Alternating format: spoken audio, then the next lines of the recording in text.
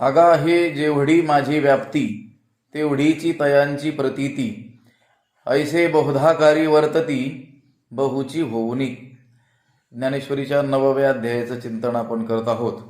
9व्या अध्यायातील 258व्या क्रमांकाच्या ओळीचं मी वाचन आपणासमोर केलेलं आहे. 15वा जो श्लोक आहे, ज्ञान यज्ञेन चाप्यन्ने यजंतो मामुपासते एकत्वेन पृथक्त्वेन बहुधा विश्वतो मुखम. त्या श्लोकातील ज्ञान यज्ञाने यजन करत असताना ते ज्ञानी भक्त माझी उपासना करतात.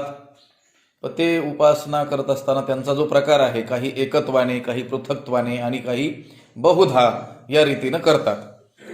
त्यातील बहुधा हे जे पद आहे, तिसरा जो प्रकार आहे, ज्ञान यज्ञाने यजन करत असताना भगवंताच्या उपासनेचा, भगवंताच्या भक्तीचा, त्याचं व्याख्यान ज्ञानेश्वर महाराजांनी या 254व्या क्रमांकाच्या ओवीपासून आरंभलेलं आहे. 3-4 ओव्यांचं चिंतन आपण काल केलं होतं.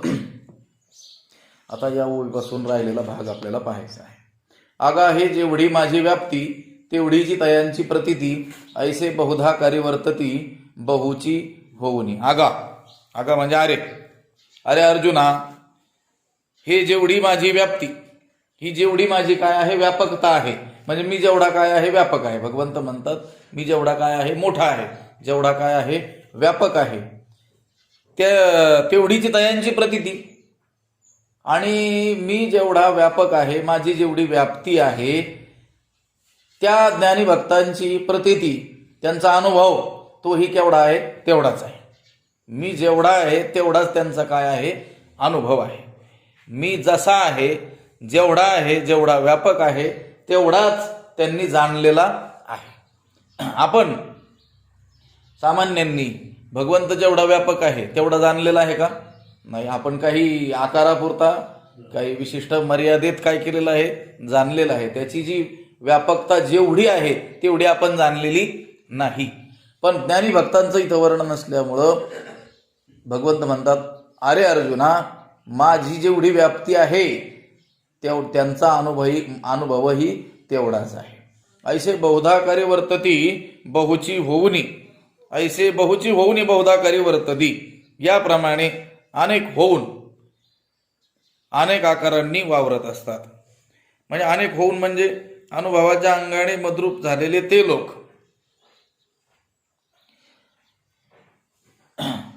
त्या पदार्थात ते ज्ञानीही आत्मरूपाने असतात. ज्या पदार्थात मी ब्रह्मरूपाने वसत आहे त्या पदार्थात ते ज्ञानीही आत्मरूपाने असतात. आत्मा आणि ब्रह्म भिन्न नाही. ब्रह्म म्हणजे परमात्मा. परमात्मा म्हणतो आहे माझी जेवढी व्यापकता आहे त्यांची प्रतीती म्हणजे त्यांचा बोध, त्यांचा अनुभवही तेवढाच आहे. अनुभवाच्या अंगाने ते तेवढे आहेत, शरीराने नाहीत तेवढे. लक्षात आलं का? भगवंताशी ज्ञानी भक्ताचं जे साम्य आहे ते कसं आहे, अनुभवाच्या अंगाने आहे. भगवंत जेवढा व्यापक तेवढीच त्याची अनुभूतीही तेवढीच व्यापक. लक्षात आलं का? ऐसे या रीतीनं बहुधाकारी वर्तती बहुची होऊनी. बहुधाकारी, बहुधा वेगवेगळे जे आकार आहेत, म्हणजे अनेक जे पदार्थ आहेत, त्या पदार्थामध्ये ते ज्ञानी सुद्धा आत्मरूपाने होऊन राहतात. लक्षात आलं का? म्हणजे भगवंताची व्याप्ती कशी आहे, सर्वत्र आहे. जेवढे काही पदार्थ आपल्याला आता हे बाह्य प्रतीतीला येतात त्या सर्व पदार्थामध्ये भगवंताची व्याप्ती आहे. भगवंताची जेवढी व्याप्ती आहे तेवढाच विशाल अनुभव कोणाचा आहे, त्या भक्तांचाही आहे. आणि अशा रीतीनं ते बहुधा कार्य वर्तती बहुची होऊनी. या वेगवेगळ्या आकारामध्ये जसं ब्रह्मतत्व अनुस्यूत आहे, या सर्व उपाधी माझी चैतन्य कसं आहे, गुप्त आहे, ते ज्ञानी देखील आत्मरूपाने त्या पदार्थामध्ये असतात. म्हणजे ब्रह्माची व्याप्ती आहे म्हणजेच कोणाची व्याप्ती मानतात ते? आपलीच व्याप्ती आहे. आपणच चराचरामध्ये काय आहोत, भरलेलो आहोत, असं त्यांचा काय आहे, बोध आहे. त्यालाच व्यापक बोध म्हणायचं ना. बोध म्हणजे तरी काय, ज्ञान म्हणजे काय? मी ब्रह्मस्वरूप आहे हे खरं काय आहे, ज्ञान. पण मी ब्रह्मस्वरूप आहे हे ज्ञान जे आहे ते ज्ञान केवळ मीच ब्रह्म आहे एवढं ज्ञान आहे का ते? तर जेवढं चराचर आपल्याला प्रतीतीला येत आहे त्या सर्वांमध्ये कोण आहे? परमात्मा आहे. परमात्मा आहे म्हणजेच कोण आहे? मीच आहे. लक्षात आलं का? मी आणि परमात्मा जर भिन्न नाहीत आणि परमात्मा चराचरात व्यापलेला आहे, तर मग चराचरात कोण व्यापलेला आहे? मीच व्यापलेला आहे. लक्षात आलं का? ऐसे बहुधा करी वर्तती बहुची होवणी. परमात्मा हा जसा व्यापक आहे तसाच आत्मानुभवी जे ज्ञानी भक्त आहेत त्यांचाही बोध काय आहे? व्यापकच आहे. परमात्मा हा त्रिविध भेद शून्य आहे. कोणत्याही प्रकारचा भेद त्याच्या ठिकाणी नाही. सजातीय नाही, विजातीय नाही, स्वगत भेदही नाही, देश काळ वस्तू यानेही परिच्छेद त्याला होत नाही. असा व्यापक कोण आहे? परमात्मा आहे. देश काळ वस्तू भेद मावळला, आत्मा निर्वाळला विश्वाकार. बाकीची कुठलीही वस्तू कुठलाही पदार्थ आपण घेतला तर तो देश काळ वस्तू याने काय आहे? मर्यादित आहे. लक्षात आलं का? किंवा त्याच्यामध्ये सजातीय स्वगत सजातीय विजातीय काय आहे? त्याच्यामध्ये भेद आहेच आहे. परमात्म्यामध्ये स्वगत सजातीय विजातीय यापैकी कोणताही भेद नाही किंवा देश काळ वस्तू यापैकी कोणीही त्याला परिच्छिन्न करू शकत नाही, मर्यादित करू शकत नाही. म्हणजे आता ब्रह्म आहे आणि पाठीमाग 1,00,000 वर्षापूर्वी ब्रह्म नव्हता असं आहे का? बरं, अजून 1,00,000 वर्षानंतर परमात्मा असणार नाही असं आहे का? म्हणजे त्याला काळाची मर्यादा नाही, काळाने त्याला परिच्छिन्न केलं जाऊ शकत नाही. बरं, देश या देशात परमात्मा आहे आणि दुसऱ्या देशात दुसऱ्या स्थानी परमात्मा नाही असं आहे का? पंढरपुरातच परमात्मा आहे आणि इथं परमात्मा नाही असं आहे का? म्हणजे परमात्म्याला देशाचंही काय नाही बंधन नाही, स्थानाचंही काय नाही बंधन नाही, काळाचंही बंधन नाही. आणि वस्तू या वस्तूमध्ये परमात्मा आहे आणि या वस्तूमध्ये नाही असं आहे का? रिता ठाव नाही उरला असं ठिकाणच राहिलेलं नाही की जिथं परमात्मा नाही. सर्वत्र तो आहेच आहे. म्हणजे देश परिच्छेद नाही, काल परिच्छेद नाही, वस्तू परिच्छेद त्याला नाही आणि त्याच्यामध्ये भेद नाही. स्वगत भेद नाही, सजातीय भेद नाही आणि विजातीय भेद नाही. आपण त्या पाठीमाग मला वाटतं विचारसागरामध्ये चिंतन करून आलो होतो. स्वगत भेद, सजातीय भेद आणि विजातीय भेद कसा असतो? झाडाचं उदाहरण त्यांनी दिलेलं आहे. स्वगत भेद त्याच्या अंतर्गत असलेला काय आहे भेद, त्याला कोणता भेद म्हणतात? स्वगत भेद. स्वगत भेद कोणता? झाडामधला फांदीचा आणि पानाचा, फुलांचा, फळांचा हा जो भेद आहे कोणता भेद आहे? स्वगत भेद आहे. लक्षात आलं का? बरं, एका झाडाचा दुसऱ्या झाडाशी जो भेद आहे, त्या दोघा वृक्षामध्ये वृक्षत्व जाती तर समान आहे, एकाच जातीचे ते आहेत, पण तरी देखील हे झाड वेगळं आणि हे झाड वेगळं आहे. हा भेद जो आहे तो कोणता भेद? सजातीय भेद. एकाच जातीय दोन पदार्थामध्ये असलेला जो भेद सजातीय भेद. आणि विजातीय भेद, झाडामध्ये आणि दगडामध्ये जो भेद आहे तो कोणता भेद? विजातीय भेद. हा स्वगत सजातीय विजातीय भेद संपूर्ण पदार्थांमध्ये आहे. लक्षात आलं का? आपल्यामध्ये सुद्धा हाताचा आणि पायाचा जो भेद आहे हा स्वगत भेद. लक्षात आलं का? एका मनुष्याचा दुसऱ्या मनुष्याशी भेद जो आहे, मनुष्यत्व एकच जाती असली तरी भेद आहे, सजातीय भेद. लक्षात आलं का? आणि पशु आणि आपल्यामध्ये वृक्ष पाषाणामध्ये आपल्यामध्ये जो भेद आहे तो कोणता भेद? विजातीय भेद. पण परमात्म्यामध्ये स्वगत भेदही नाही, सजातीय भेदही नाही आणि विजातीय भेदही नाही. स्वगत भेद का नाही? कारण तो निरवयव आहे. अवयववान पदार्थामध्येच कोणता भेद होतो? स्वगत भेद होतो. लक्षात आलं का? आपल्याला अवयव आहेत. हात हा अवयव आहे, पाय अवयव आहे, डोका अवयव आहे, म्हणून डोक्याहून पाय काय आहेत? वेगळे आहेत. हा आतल्या आत झालेला जो भेद आहे कोणता भेद? स्वगत भेद. परमात्म्याला तसा आहे का? रंग नाही, रूप नाही, नाही वर्ण छाया. लक्षात आलं का? परमात्म्याचं डोकं भारतात आणि पाय अमेरिकेत असं आहे का? त्याला आकारच नाही. तो कसा आहे? निरवयव आहे, त्याला अवयव नाही. म्हणून अंतर्गत होणारा जो अवयवामुळे होणारा भेद स्वगत भेद तो त्याच्या ठिकाणी नाही. लक्षात आलं? बरं, सजातीय भेद, एकाच जातीय दुसऱ्या पदार्थाशी होणारा या पदार्थाचा भेद त्याला सजातीय भेद म्हटलेलं. जसं सर्व जगातल्या सर्व वृक्षांमध्ये वृक्षत्व काय आहे? जाती आहे. म्हणून या वृक्षाचा दुसऱ्या वृक्षाशी कोणता भेद होतो? सजातीय भेद होतो. परमात्म्यामध्ये सजातीय भेद का नाही? तर त्याच्या जातीचं दुसरं ब्रह्मच नाही. असे दोन आहेत का परमात्मा? आपण मानलेले आहेत, यांचा देव वेगळा आमचा देव वेगळा. लक्षात आलं का? ते आपल्या अज्ञानाने मानलेलं आहे. कोणी गंमत सांगितलेली, पुण्यामध्ये गणपती उत्सव खूप मोठ्या थाटामध्ये केला जातो आणि जुनी परंपरा आहे. लोकमान्य टिळकांनी ज्यावेळेस आपल्याला गणेशोत्सव सार्वजनिक त्यांनी केला, त्या काळात काही उद्देश डोळ्यासमोर ठेवून, म्हणून मग प्रत्येक गल्लीमध्ये म्हणा, मोठ्या पेठांमध्ये गणपती बसवू लागले.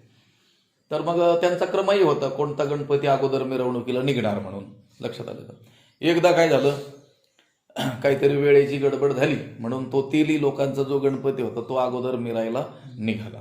तर हे जे ब्राह्मणांचा गणपती होता ते लोक लगेच भांडायला आले, ब्राह्मणांच्या गणपतीच्या आधी तेल्याचा गणपती कसा काय जाऊ शकतो. लक्षात आलं? म्हणजे त्यांनी त्या गणपतीत भेद केला. हा ब्राह्मणांचा गणपती आणि हा तेल्याचा गणपती, हा अज्ञानींनी केलेला भेद आहे. तसं भगवंतामध्ये भेद आहे का? नाही, कारण त्याला सजातीय दुसरं काही नाही, ब्रह्मच नाही. आणि विजातीय भेद का नाही? तर नाही, विजातीय कोणी नाहीच आहे. तुम्ही म्हटले मग परमात्मा त्याला सजातीय दुसरं ब्रह्म नाही म्हणून सजातीय भेद त्यामध्ये नाही, पण विजातीय भेद व्हायला पाहिजे ना. हे जगत नाही का? जगताने त्याच्या ठिकाणी विजातीय भेद निर्माण केला पाहिजे की नाही? हे जगत वेगळं आणि परमात्मा, ते म्हटले अहो विजातीय भेद निर्माण करण्यासाठी सुद्धा तो पदार्थ खरा असावा लागतो. लक्षात आलं का? हा, हे जगत खरंच नाही. लक्षात आलं का? हे काय आहे? भासलेलं आहे, आध्यस्थ आहे, मिथ्या आहे, भ्रममात्र आहे, प्रतिती मात्र आहे, याला सत्ताच नाही. तर मग सत्ताच नसलेल्या पदार्थाने याच्याशी भेद केला असं होईल का कधी? म्हटले अमुक मनुष्य आहे, त्यांना निवडणुकीला कोणी विरोधी मिळणं, तालुक्यात कोणी त्यांना टक्करच नाही. म्हटले नाही आहे एक, कोण? म्हणले वंध्यापुत्र उभा राहणार आहे त्याच्या विरोधात. लक्षात आलं? राहील का वंध्यापुत्र? नाही, तो उभा कसं राहील? त्याला भेद निर्माण करील का? विरोध करील का? नाही. तसं हे जगत जरी आपल्याला प्रतितीला येत असलं तरी शास्त्रदृष्ट्या आणि संतांच्या अनुभवाने हे जगत नावाचा पदार्थ काही सिद्धच होत नाही. म्हणून हे जगत परमात्म्याशी विजातीय भेदही निर्माण करू शकत नाही. सजातीय भेद नाही, स्वगत भेद नाही, सजातीय भेद नाही, विजातीय भेद नाही. देश त्याला मर्यादित करू शकत नाही, काळ त्याला मर्यादित करू शकत नाही, वस्तू त्याला मर्यादित परिच्छिन्न करू शकत नाही. एवढा व्यापक कोण आहे? भगवंत आहे. लक्षात आलं? एवढा प्रभू भावे, एवढा म्हणजे केवढा? जेवढा आहे तेवढा. लक्षात आलं? असं काय सांगता येत नाही. एवढा आगा हे जेवढी माझी व्याप्ती, हे अर्जुना जेवढा मी काय आहे? व्यापक आहे, तेवढीची तयांची प्रतीती. तयांची म्हणजे त्या ज्ञानी भक्ताची, प्रतीती म्हणजे बोध, म्हणजे अनुभव, तेवढाच आहे. मी बोलून गेलो, आपण अज्ञानी जी माणसं आहोत, आपला बोध तेवढा आहे का? भगवंत जेवढा आहे तेवढा बोध आहे का? नाही. मी म्हणतोय भगवंताच्या 1,00,000% सुद्धा आपल्याला बोध आहे का? नाही. 1% तर सोडून द्या. लक्षात आलं? 1,00,00,000% सुद्धा आपल्याला बोध आहे का? भगवंत जेवढा आहे त्याचा 0.0000001% एवढा तरी बोध आपल्याला आहे का? नाही. पण ज्ञानी भक्तांना मात्र भगवंत जेवढा आहे तेवढा बोध असतो. मग भगवंत केवढा आहे? जेवढा आहे तेवढाच आहे, सर्वत्र तोच आहे, त्याच्याशिवाय काहीच नाही. आणि मग याचं ज्ञानही तेवढंच असतं. कोणाचं? ज्ञानी भक्ताचं. त्याचा बोधही तेवढाच असतो, त्याची प्रतीती अनुभूतीही तेवढीच असते की भगवंत सर्व काय आहे? भगवंतच आहे. मग जरी ह्या वस्तू वेगवेगळ्या रूपाने आपल्याला जशा प्रतीतीला येतात तशाच त्या हा जो भक्त आहे बहुधा या रीतीनं ज्ञानी यजन करत असताना उपासना करणारा, त्याला जरी प्रतीतीला या भिन्न भिन्न रूपाने येत असल्या तरी देखील त्यांच्यामध्ये मात्र तो काय करतो आहे? परमात्म दर्शन करतो आहे. ऐसे बहुधाकारी वर्तती बहुची होणी. आणि केवळ परमात्म्यालाच पाहतो आहे असं नाही, तर परमात्म्याहून आपण भिन्न नसल्यामुळं आपणच सर्वत्र आहोत असं काय करतो आहे? तो पाहतो आहे. अगा हे जेवढी माझी व्याप्ती तेवढीची तयांची प्रतीती, ऐसे बहुधाकारी वर्तती बहुची होणी.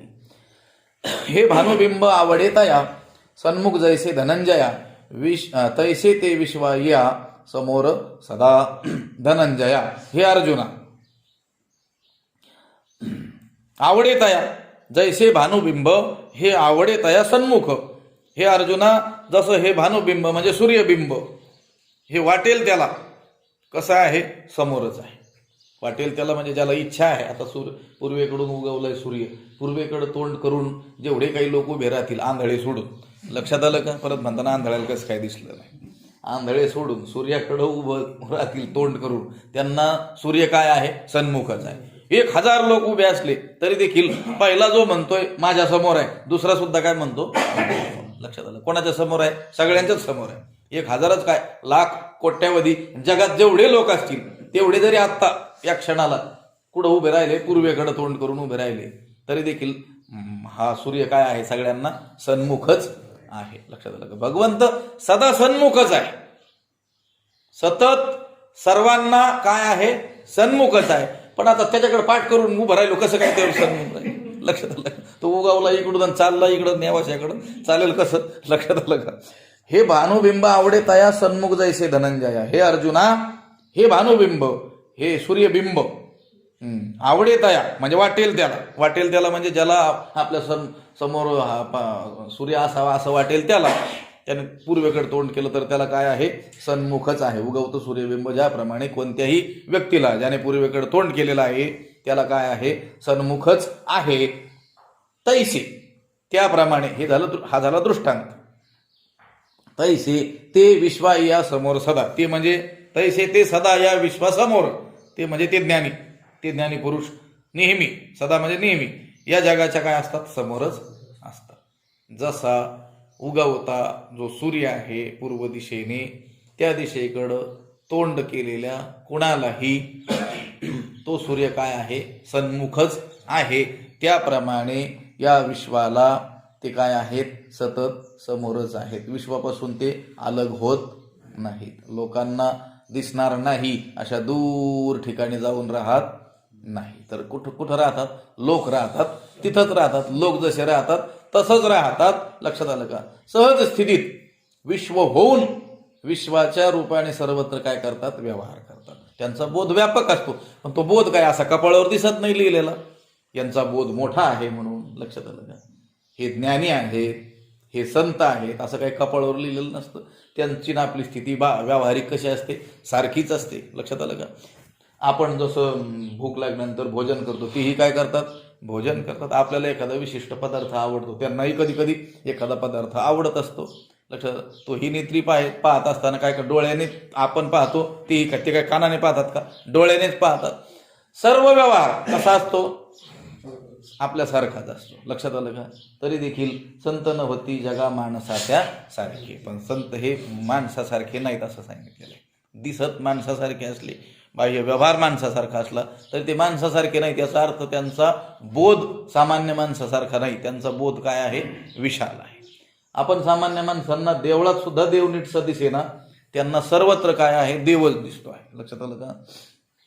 तैसे ते विश्वाया समोर सदा, या विश्वापासून ते अलग होऊन दूरच्या ठिकाणी कुठं जाऊन राहतात असं नाही. या विश्वातच काय करतात? विश्व होऊनच काय करत असतात? विचरण करत असतात. या विश्वातच ते काय करत असतात? विचरण करत असतात, सर्व व्यवहार करत असतात. कोणत्या महापुरुषाने आपला पूर्वीचा व्यवहार त्यागलेला आढळून येतो का? अलौकिक नो व्हावे लोकांप्रती. लक्षात आलं का? त्या ज्ञानोबारायांनी त्या असा एक संकेतच करून ठेवलेला आहे.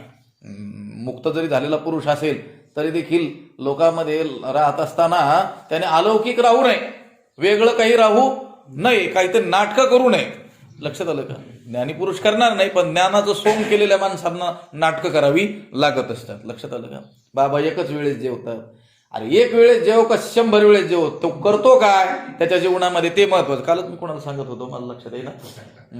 काही म्हणतात नाही आमचे बाबा जगात सर्वात श्रेष्ठ आहेत का? एकच वेळेस जेवण करतात. म्हटले मग इतर वेळेस काय करतात? काय नाही, झोपून असतात. म्हटले कोणाला शिकवतात का? नाही, त्यांनाच येत नाही गीता वाचता. म्हटले मग एक वेळ जेवण काय करतो? 4 वेळेस का जेवण? पण 10 लोकांना शिकवत असेल तर तो त्याचा काय आहे? फायदा आहे ना. लक्षात. पण लोकांना नाटकं आवडतात. लक्षात आलं का? आमचे बाबा दूधच पिऊन राहतात. आता दूध पिऊ काय? पशु आहे का तू? केवळ दुधावर राहतो. भाकरी खा की कधी कधी, बरं पित असलं तर पिऊ द्या, पण करतोय का इतर वेळेस? तो जगाच्या कल्याणासाठी काही झटतोय का? तर त्याचं ते बाकीचं काय आहे? महत्वाचं आहे. बाह्य कृती कधीही पाहायची नाही.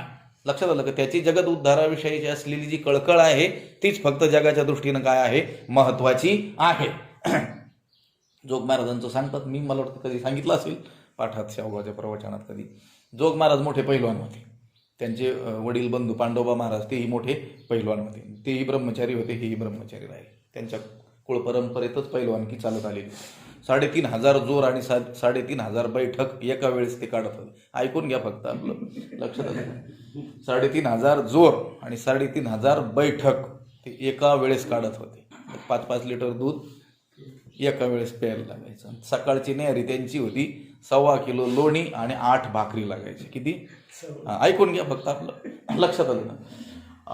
नाही याच्यावर खोटं मानताना असं कसं होईल, आम्हाला ती एकही भाकर जात नाही. तुमचं आणि त्यांची कुठं तुलना करतो, लक्षात आलं. विश्वास ठेवी जाऊ कधी कधी. तर ते संत झाले, महापुरुष झाले, त्यांना बोध झाला, ज्ञानोबरायांची कृपा झाली. पण पुढं हा जो आहार होता हा तसाच राहिला ना. तो कसा काय कमी होईल? म्हणले संत झाले, मग आता हवाच खाल्ली पाहिजे. पण शरीराला लागणार ना ते संत हा मनाचा बोधाचा विषय आहे, अनुभवाचा विषय आहे. बाकीचं शरीराला जे लागतं ते पूर्वीपासून जे आलं तेच चालत राहणार. मुंबईला कीर्तनाला गेलेले असताना सकाळी नाश्त्याला ते बसलेले असताना ते लोणी आणि भाकर खाताना एक जणांनी पाहिलं. नेमकं तो दर्शनाला आला होता की मोठे संत आलेले आहेत म्हणून दर्शनाला त्याने पाहिलं तिथं लोणी आणि भाकर खातात सकाळी. मग ते त्याने सांगितलं, आपण मोठे संत आहात ही ख्याती ऐकून मी आपल्या दर्शनाला आलो, पण आपण तर लोणी आणि भाकर खात होतात. मग त्यांनी सांगितलं, मग गोमूत्र आणि गौऱ्या खाऊ का म्हटले. ही शरीराला लागते. लक्षात आलं. काय खातो आम्ही, का असं या सांगत आम्ही कशाशी काय खातो याचा आम्हाला बोध नाही. आम्ही आत्म स्थितीमध्ये निमग्न असतो, पण शरीराला जे आवश्यक आहे ते असावं लागणार आहे. त्याने काय ठरवलं, हे ज्या अर्थी लोणी आणि भाकरी खातात त्या अर्थी हे संत नसले पाहिजे. लोकांनी संतत्वाच्या विचित्र आणि मूर्खत्वाच्या कल्पना आपल्या मनामध्ये धारण करून ठेवलेल्या असल्यामुळं संत म्हणून ते मूर्खाच्याच पाठीमागं पळताना आपल्याला आढळून येतात. कारण खरा जो महात्मा आहे तो तुमच्या लोकातील जो व्यवहार आहे त्याच्याहून वेगळं काही वागत नाही. जसे लोक वागतात तसंच त्याचं काय असतं, बाह्य वर्तन असतं, पण त्याचा बोध मात्र ते या काय विश्वा या समोर साधा विश्व होऊन या विश्वातच काय करत असतात, विचारण करत असतात. एवढा मोठा त्यांचा बोध असतो, पण तो बाह्य व्यवहारून आपल्याला कळू शकत नाही. लक्षात आलं. हे भानुबिंब आवडेता या सन्मुख जैसे धनंजया तैसे ते विश्वा या समोर सदा. या विश्वापासून ते लपून बसत नाही. आणि लोकांना लपून बसलेले महात्मे खूप आवडतात. म्हटले ते बाबा 12 वर्षापासून कोणाशी बोललेच नाही, चला दर्शन. काय उपयोग होईल दर्शन करून? बोललेच नाही तर बोलले असते, काही शिकवलं असतं चाललं असतं की नाही. लक्षात आलं का? हे विश्वापासून स्वतःला अलग करू पाहणारे, अलग वागणारे ते महात्मे नसतात असं आपल्याला म्हणायचं नाहीये. पण इथं ज्यांचं वर्णन चाललेलं आहे ते मात्र पळून जात नाहीत लोकांपासून. लक्षात आलं का? हे एवढं ते लक्षात ठेवायचं. तैसे ते विश्वा या समोर साला. आगा तयाची अज्ञाना पाठीपोट नाही अर्जुना, वायू जैसा गगना सर्वांगी असे. आगा अरे अर्जुना, आगा अर्जुना, अरे अर्जुना, तयाची अज्ञाना त्यांच्या ज्ञानाला पाठीपोट नाही. पाठही नाही आणि काय नाही, पोटही नाही. पाठ म्हणजे आश्रय आणि पोट म्हणजे विषय. त्यांच्या ज्ञानाला आश्रयही नाही आणि विषयही नाही. लक्षात. त्यांच्या ज्ञानाला प्रमात्याची पाठ आणि प्रमेयाचे पोट. म्हणजे प्रमाता ज्ञानाचा आश्रय आणि प्रमेय ज्ञानाचा असलेला विषय हे त्यांना नाही. म्हणजे त्यांचे ज्ञान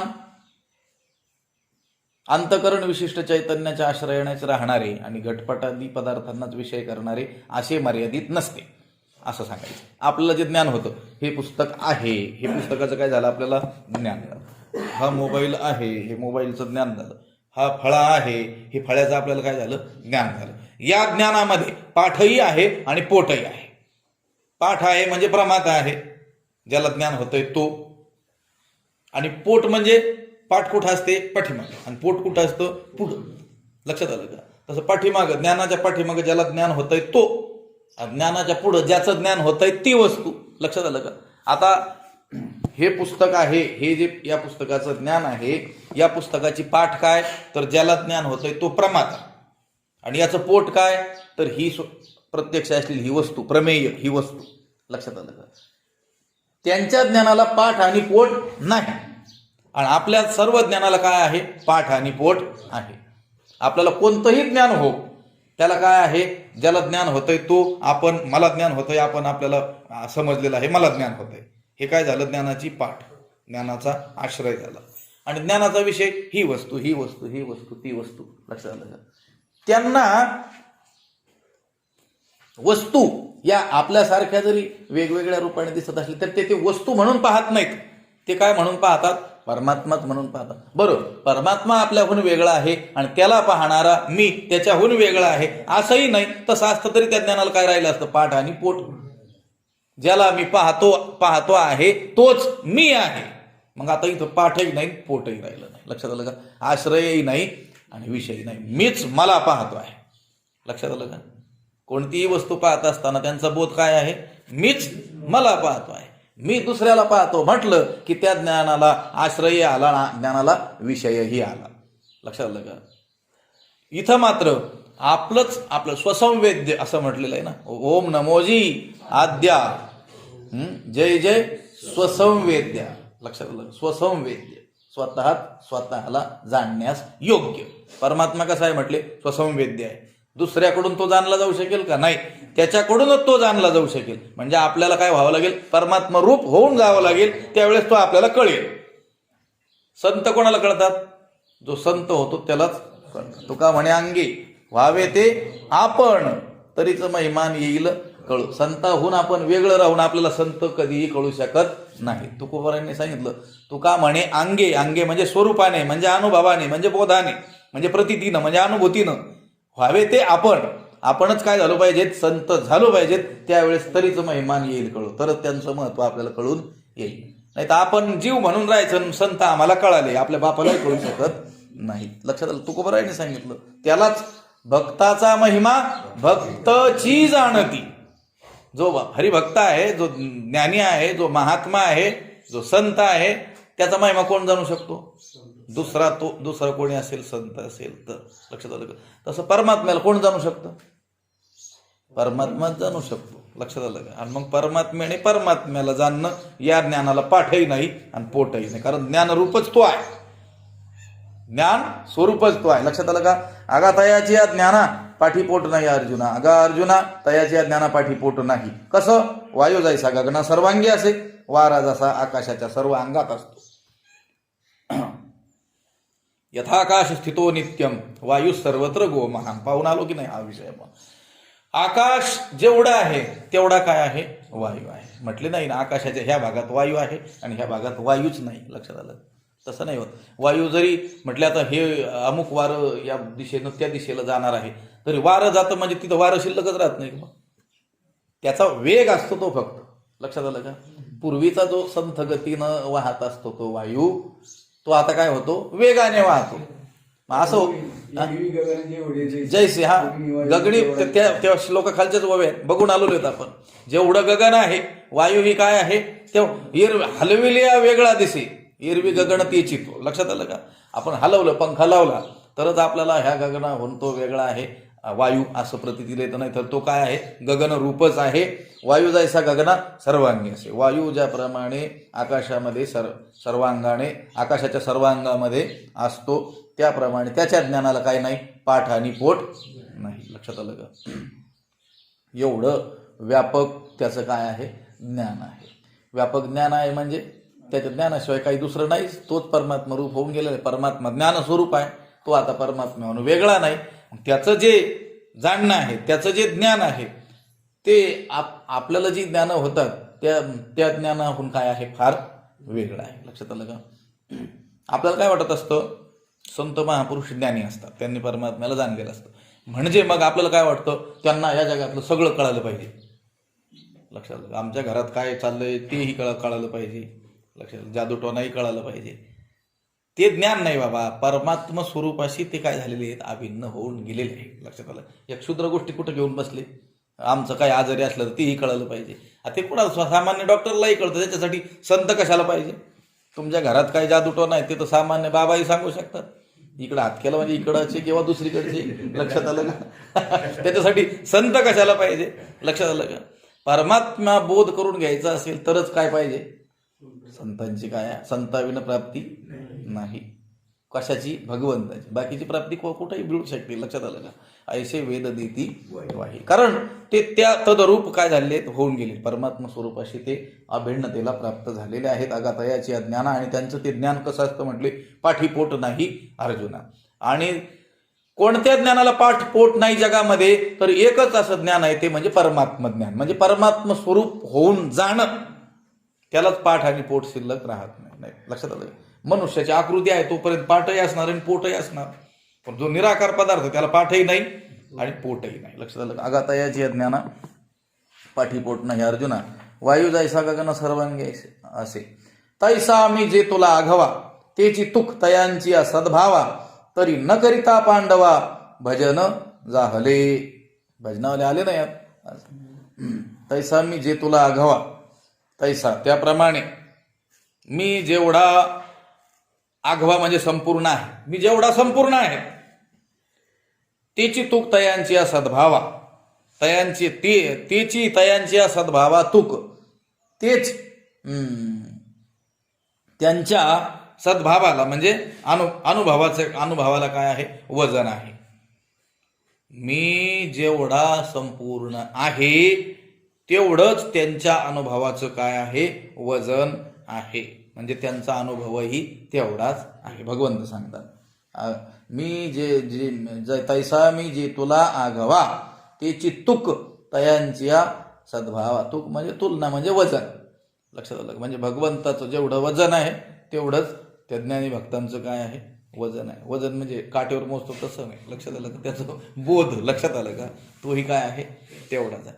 तेवढाच आहे म्हणजे ह्या वस्तुमानाचं हे ज्ञान आणि तेवढ्या ज्ञानाचे असलेले हे संत, असे दोन असं नाही. लक्षात आलं का? नाहीतर म्हणतात मग त्याचं माझं वजन काय आहे? सारखं आहे. तर मग तोही 60 किलोचा, मीही 60 किलोचा, मग तू वेगवेगळे झाले ना. लक्षात आलं? तसं नाही. तैसा मी जे तुला आघवा, तेची तुक तयांची सद्भावा, जसं तुकिता तुलनेशी ब्रह्म तुकाशी आली. म्हणजे मग असं काय रामेश्वर भट्टांनी तराजू मांडला होता, मोठा कापूस मोजतात तसा, आणि एका ठिकाणी एका पारड्यात तुकोबरायांना बसवलं आणि दुसऱ्या पारड्यात कोणाला बसवलं? ब्रह्माला, आणि म्हटले बरोबर काटा अगदी तंतोतंत लागला. म्हणले तुकिता तुलनेशी ब्रह्म तुकाशी आले, दोघांची तुलना सारखी झाली. असं नाही, तर तुकोबराय ब्रह्मस्वरूप होऊन गेले. लक्षात आलं का? आम्ही पाहिलं त्यांच्या जीवनामध्ये, तर तुकोबाराय हे सामान्य कोटीतील नसून ते प्रत्यक्ष काय झालेले आहेत? परब्रह्म स्वरूप होऊन गेले, ब्रह्मस्वरूपाशी अभिन्न ते झालेले आहेत, असं त्यातून सांगायचं आहे. तुलना केली म्हणजे तराजू घेतला आणि लगेच मोजलं, मग ते दोन पदार्थ होतील. लक्षात आलं का? अगा तैसा मी जे तुला आघवा, तेची तुक तयांची सद्भावा. सद्भाव, सत कोण आहे? परमात्मा. भाव त्याच्याविषयीचा भाव, म्हणजे त्याच्याविषयीचं त्याचं ज्ञान. लक्षात आलं का? सद्भाव शब्दाचा अर्थ अनुभव. लक्षात आलं का? विश्वदेव सत्यदेव. हा, विश्व हे विश्वरूपाने सत्य नसून ते अधिष्ठान रूपाने सत्य आहे, असा त्याचा काय आहे? अनुभव. या विश्वाच्या बाबतीतला इथं गोष्ट काय आहे? त्याचा स्वतःचा जो अनुभव आहे, लक्षात आलं का? परमात्मा स्वरूपाविषयीचा तो कसा आहे? तर भगवंत म्हणतात, मी जे तुला आघवा, तैसा मी जे तुला आघवा, मी जेवढा आहे, जेवढा मोठा आहे, तेची तुक तयांची सद्भावा. तयाची सद्भावा, तेची तुक म्हणजे त्यांच्या अनुभवाचं वजनही काय आहे? तेवढंच आहे. म्हणजे त्यांचा अनुभवही तेवढाच आहे. तरी न करिता पांडवा भजन जाहले. तर म्हणून अर्जुना, त्यांनी जरी भजन केलं नाही तरी ते सहजच होतं. कोणाचं? त्यांचं. ज्यांच्या ज्ञानाला पाठपोट नाही, भगवंत जेवढा व्यापक आहे तेवढाच अनुभव ज्यांचा काय आहे? व्यापक आहे. असे जे कोणी महात्मे असतील त्यांनी भजन नाही केलं तरी काय होत आहे? भजन होतच आहे. अखंड काय चालू आहे? त्यांचं भजनच चालू आहे. लक्षात आलं का? ते जे काही करतील ते काय आहे? त्यांचं भजनच आहे. भजनाशिवाय दुसऱ्या कोणत्याही याच्यामध्ये त्यांची गणती केली जाणार नाही. त्यांनी काहीही क्रिया केली तरी ते देवाचं काय आहे? भजनच आहे. त्यांनी काहीही केलं तरी ते विश्वाच्या कल्याणाला कारणच आहे. संत महापुरुषांनी त्यांच्या जीवनात जे काही केलेलं आहे ते प्रत्येक क्रिया ही विश्वाच्या कल्याणालाच कारण आहे. लक्षात आलं? ते काय आहे? भगवंताची सेवाच आहे. ते काय आहे? भजनच आहे. एक भक्त म्हणतो ना, आत्मा त्वं गिरिजा मती सहचरा प्राणा शरीरम गृहम पूजा ते विषयोपभोग रचना निद्रा समाधी स्थिती संचार पदयो प्रदक्षिण विधी स्तोत्र आणि सर्वा गिरो यद्यत कर्म करोमि तत्तदखिलम शंभो तवाराधनम. हे शंभो, हे परमात्म्या, यद्यत कर्म करोमि, जे जे कर्म मी काही करील, तत्तद अखिलम, ते सर्व तवाराधनम, तुझी काय आहे, आराधनाच आहे.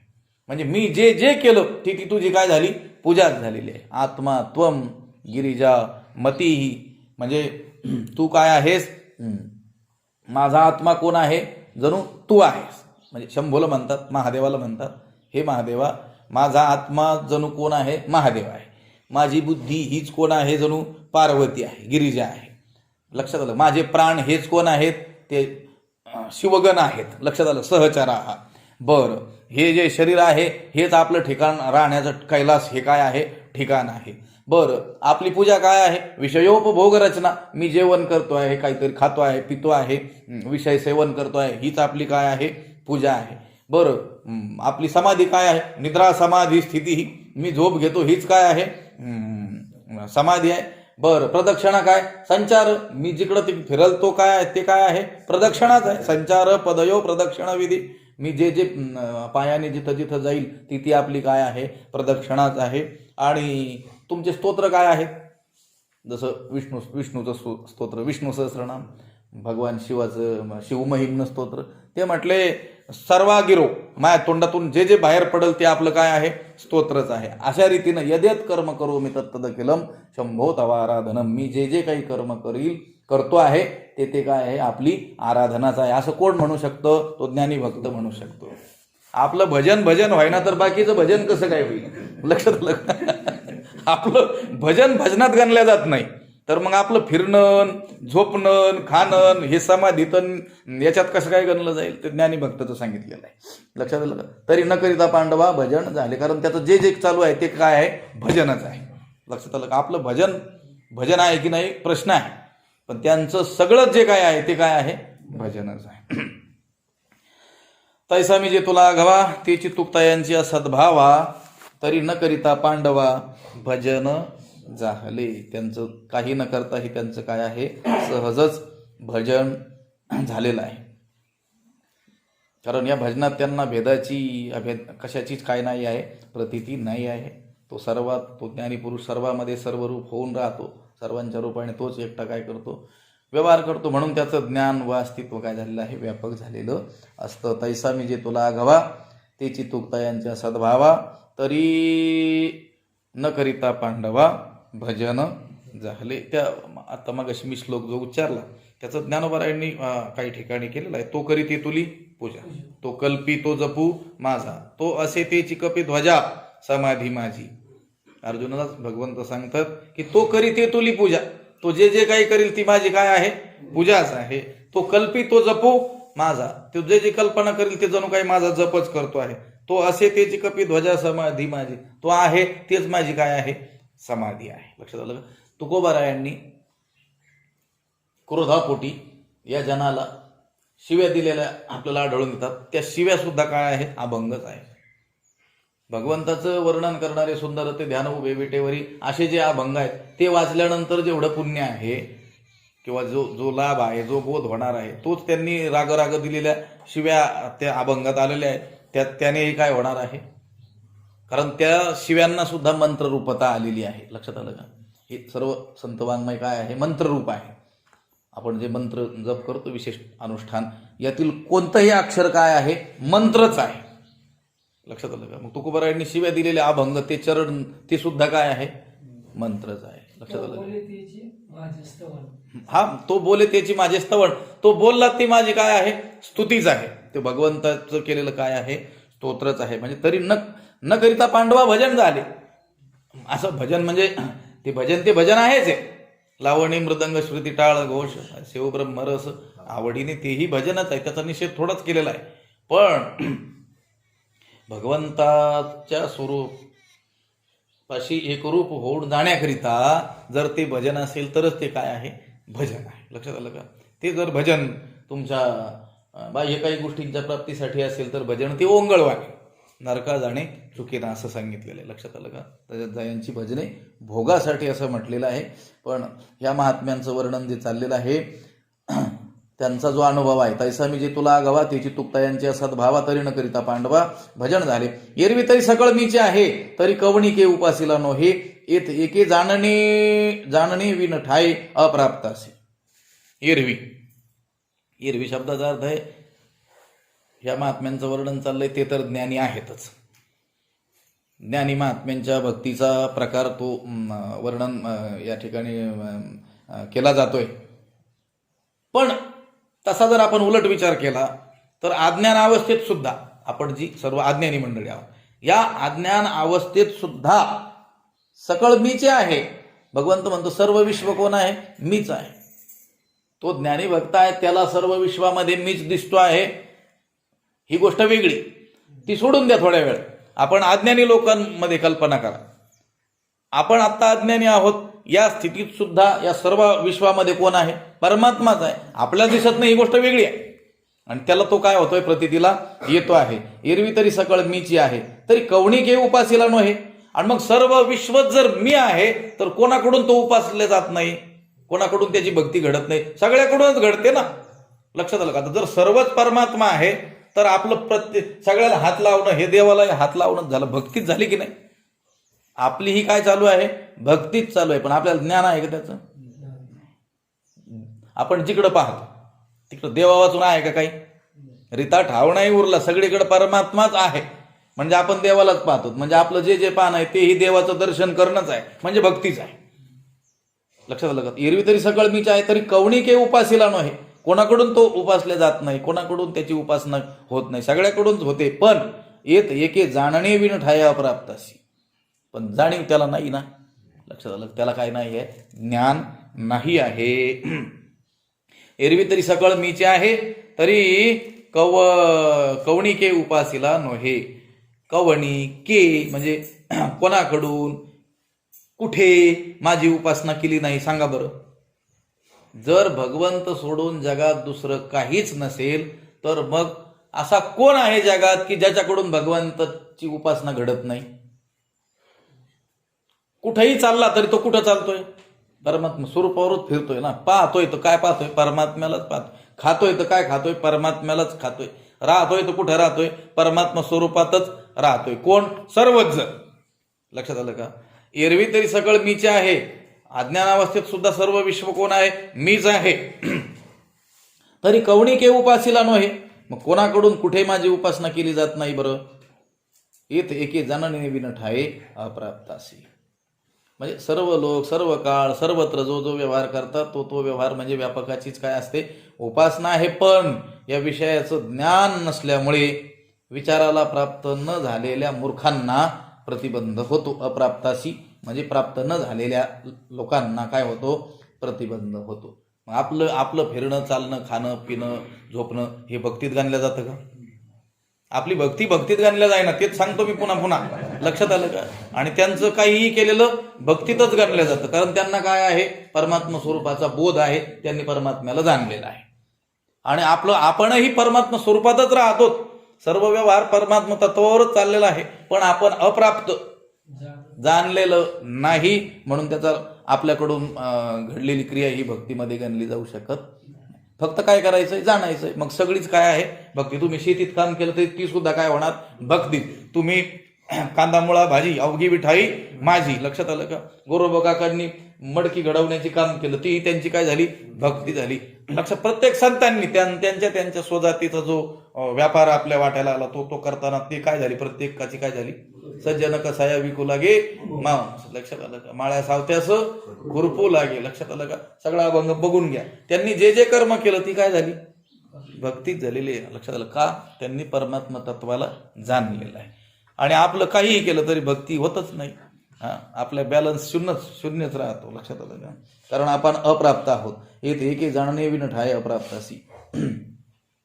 परिते असो येणे उचिते, ज्ञान यज्ञ यजित साते, उपासिती माते ते सांगितले. परिते असो, परंतु ते असू द्या म्हटले. आता येणे उचिते अशा या योग्य, उचिते ज्ञान यज्ञ, योग्य ज्ञान यज्ञाने यजित साते, यजन करत असताना ते ज्ञानी भक्त जे आहेत ते माझी व्यापक रूपाने काय करतात? उपासना करतात. उपासिती माते, माते उपासिती ते सांगितले. जे माझी भक्ती करतात ते मी काय केलं तुला सांगितलं. हे अर्जुना, मी तुला आतापर्यंत काय सांगितलं तर योग्य अशा उचिते ज्ञान यज्ञे, उचित अशा ज्ञान यज्ञाने, योग्य अशा ज्ञान यज्ञाने यजित साते यजन करत असताना माते उपासिती, माझी काय करतात ते उपासना करतात, भक्ती करतात. कोण? ज्ञानी भक्त. आणि कशी भक्ती करतात? व्यापक रूपाने भक्ती करतात, देवळापुरती नाही करत, सर्वत्रच हरिदर्शन त्यांना होत आहे. हे मी तुला काय केलं आतापर्यंत सांगितलं. ते भक्त सांगितले, त्यांच्या भक्तीचा प्रकार मी तुला सांगितला. अखंड सकळ हे सकळामुखी, सहज अर्पत असे मज एकी, की नेणण्यासाठी मूर्खी न पविजेची माते. अखंड सकळ हे सकळामुखी, सहज अर्पत असे मज एकी.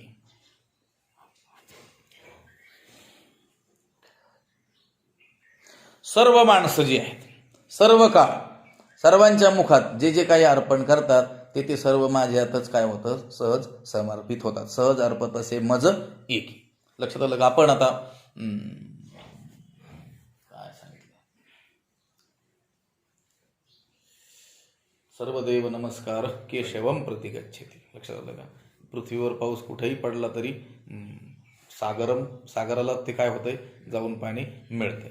तसं कुठेही नमस्कार केला तरी कुठं जाऊन पोहोचतो? तो केशवालाच पोहोचतो. लक्षात आलं का? तसं कोणाच्याही मुखात आपण काहीही काय केलं? अर्पण केलं तरी देखील ते सर्व, मला एक सांगतो बरं, एक व्यवहारातला मनुष्य, झाडलेली गोष्ट सांगतो. इतर वेळेस फारसं देवाचं आडंबर न करणारा मनुष्य, म्हणजे रोज नित्यनेमाने ज्ञानेश्वरी न वाचणारा, गंध न लावणारा, त्याच्या गळ्यात माळा असेल नसेल ठाऊक नाही, एक चांगला व्यवहारातला मोठा मनुष्य. पण त्याचं एकच धोरण होतं की काय करायचं? जेव घालायचं. लक्षात आलं? कोणीही भेटला, कसाही असला, ओळखीचा असो नसो, काय करायचं? जेव घालायचं. मी त्यांना विचारलं होतं, त्यावेळेस त्यांनी सांगितलं, त्याच्या मुखातले शब्द सांगतो. कधी कधी काय होतं, अडाण्याच्या मुखातूनही परमात्मा कधी कधी बोलतो. लक्षात आलं का? लहान मुलाच्या मुखातूनही देव बोलत असतो. त्यांनी सांगितलं, म्हटले महाराज आपल्याला कुठं त्यांना धन द्यायचंय का काय द्यायचंय? म्हटले बरं, त्याला भूक असेल तरच खाईल ना म्हणे. खाऊन जर आलेला असेल तर तो कशाला खाईल? बरं, तो खातोय म्हणजे त्याच्या मुखाने विठ्ठलच जेवतोय, असे त्याचे शब्द होते बरं का. कोणीही खाल्लं तरी कोण खातंय म्हणे? विठ्ठलच खातोय. बघा, त्याचा तो बोध होता. बाह्य त्याचं रूप रंग वारकऱ्याचं नव्हतं, कोणी भक्तही तो दिसत नव्हता, त्याने गंधही लावलेला नव्हता, नियमाने वारी करतोय असंही नाही. पण त्याचं हे वाक्य मी तुम्हाला सांगतो, झालेली घटना, 4-5 वर्ष झाली असतील. त्याने सांगितलं की कोणीही खाल्लं तरी कोण खातंय? विठ्ठलच खातोय. लक्षात आलं का? इथं बघा, अखंड सकळ हे सकळामुखी, सहज अर्पत असे मजी की. लक्षात आलं का? सर्व काळ सर्वांच्या मुखात जे जे काही अर्पण करतात माणसं, ते सर्व कोणाच्या मुखात सहज समर्पित होतं? भगवंताच्या. लक्षात आलं का? पण ते आपण जाणत नाहीत, ही गोष्ट म्हणजे ही आहे. म्हणून आपण त्याला प्राप्त होऊ शकत की नेणण्यासाठी मूर्खी न पविजेची माती. त्या मूर्ख हे जाणत नाहीत म्हणून मला प्राप्त होत नाही. लक्षात आलं का? एरवी आपण पशुला चारा टाकतो, त्या कुत्र्याला भाकर टाकतो, त्या मांजराला दूध ठेवतो. लक्षात आलं का? कोणी अतिथीला काय करतो? भोजन करतो. हे त्यांच्या मुखात देणं म्हणजेच कोणाच्या मुखात टाकणं आहे? कोणाला समर्पण करणं आहे? भगवंतालाच समर्पण करणं आहे. पण नेणणे यासाठी जाणत नसल्यामुळे, लक्षात आलं का? ते सर्वांतर्यामी भगवंतालाच ते प्राप्त होतात ते भोग, परंतु हे न कळल्यामुळे मूर्खाने जे जे काही केलं असेल ते मला प्राप्तच होत नाही, आणि संताने जे जे काही केलं ते देवाला प्राप्त होतं. लक्षात आलं का? मग संतही आपण करतो तसंच करतात, आपणही संत करतात तसंच करतो, पण त्यांनी केलेलं सर्व ईश्वराला अर्पण होतं. त्यांनी काहीही केलं तर ती भक्ती होते, त्यांनी काहीही केलं तर ते पुण्यच होतं. आणि आपण काहीही करायला गेलो तर तेच म्हणजे गणल्याच जात नाही. कशात? का बरं? नेणं यासाठी. आपण त्याला जाणलेलं नसल्यामुळे. कसं जाणलेलं नसल्यामुळं? तो जसा आहे तसा जाणलेला नसल्यामुळं. आपण जाणलंय देवाला, पण कसं?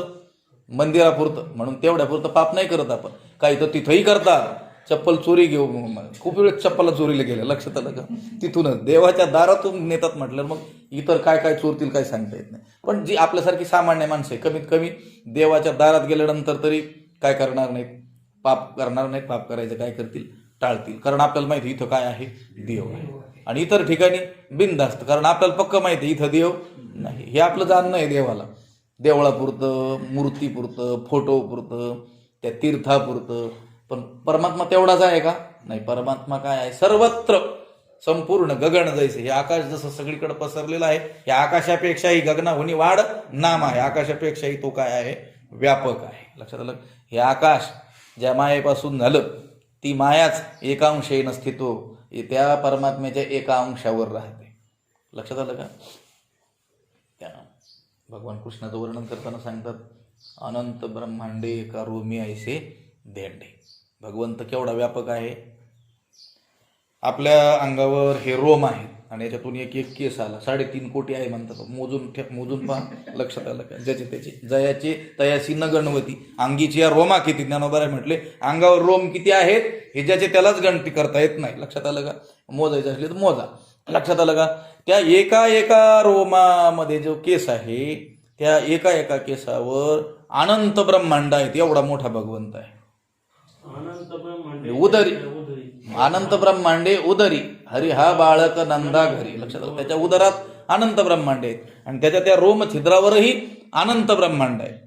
मग अंगीची या रोमा किती, अंगावर रोम किती, ज्याचे त्याला गणल्या जात नाही, त्याच्या एका एका रोमावर किती ब्रह्मांड आहेत? अनंत ब्रह्मांड. लक्षात आलं का? ब्रह्मांड म्हणजे काय? तर अनंत सूर्यमाला ज्याच्यात आहे. पृथ्वी आणि हे जेवढे ग्रह आपल्याला ठाऊक आहेत आणि हा सूर्य जो दिसतोय आपल्याला, आपल्या आता आपल्याला प्रतीतील येतोय, याला काय म्हणायची? एक सूर्यमालिका. अशा हजारो लक्षावधी सूर्यमालिका ज्याच्यात आहेत त्याला म्हणायची एक ब्रह्मांड. आणि असे अनंत ब्रह्मांड त्याच्या एका केसावरच असतात. एवढा काय आहे? तो व्यापक आहे. आणि तेवढा व्यापक असलेला परमात्म्याला संतांनी काय केलेलं आहे? जाणलेलं आहे. लक्षात आलं का? आणि तेवढं त्यांनी जाणलेलं असल्यामुळं ते जे जे काही करतात ते काय होऊन जाते? त्यांचं भजन होऊन जाते. अखंड सकळ हे सकळामुखी सहज अर्पतसे मजे की निर्णयासाठी मूर्खी न पैविजेची माते. हे बघा, आपण त्या नदीमध्ये उभं राहून स्नानानंतर सूर्याला काय करतो? अर्घ्य देतो. असं जल चढवतो की नाही? लक्षात आलं का? सूर्य आपल्याला समोर दिसतोय, आपण त्या तीर्थात उभे आहोत, स्नान झालेलं आहे आणि पवित्र भावनेने आपण काय करतो? त्याला जल समर्पण करतो. लक्षात आलं का? ती भावना करतो, त्याला आपण जल समर्पण केलं. पण एरवी सुद्धा तुम्ही आता हे तांब्यातलं पाणी फेकून जरी दिलं तरी ते काय आहे? त्यालाच समर्पण करणं आहे, पण जाणलेलं नाही ना. लक्षात आलं का?